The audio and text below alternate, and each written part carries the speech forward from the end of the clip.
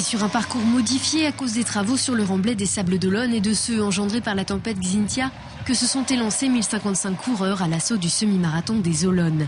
Très vite, un groupe de tête se détache emmené par le vainqueur de l'édition précédente, Ruben Ndongo.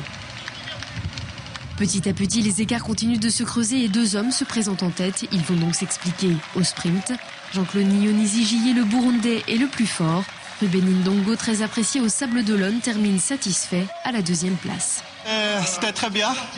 Il fait un peu chaud avec le vent, mais pour un athlète de haut niveau, il faut toujours être prêt, il faut s'adapter à tous les temps. Alors, le vainqueur, il était plus fort, c'était haut, mais sinon, j'ai rien à regretter. Ça a été très très bien.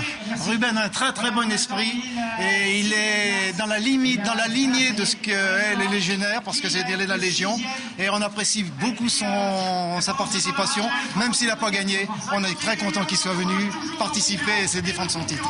Mais les plus gros adversaires du jour étaient les conditions, une grosse chaleur et du vent qui ont empêché les meilleurs de battre le record de l'épreuve. 1h 4 minutes et 34 secondes établi en 2007 par Brahim Lalafi. Le vainqueur de cette édition 2010 s'est imposé en 1h 6 minutes et 9 secondes, près de 4 minutes moins bien que son record personnel. Cette course c'est difficile parce qu'aujourd'hui c'est très très chaud. Même il y a des concurrents très fortes. Quand il est très chaud, il ne peut pas battre le record. À la troisième place, on retrouve Fouad Lariouche, champion de France du 10 000 mètres, venu se mesurer au semi-marathonien.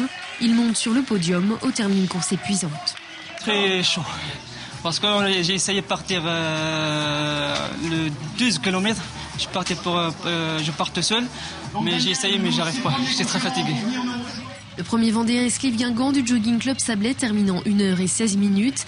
La première féminine, la Russe, Maria Fedoseva, termine elle en 1h 23 minutes, suivie d'une autre licenciée du Jogging Club Sablé, Raja Ejafani, au prix de nombreux efforts sur cette chaude édition.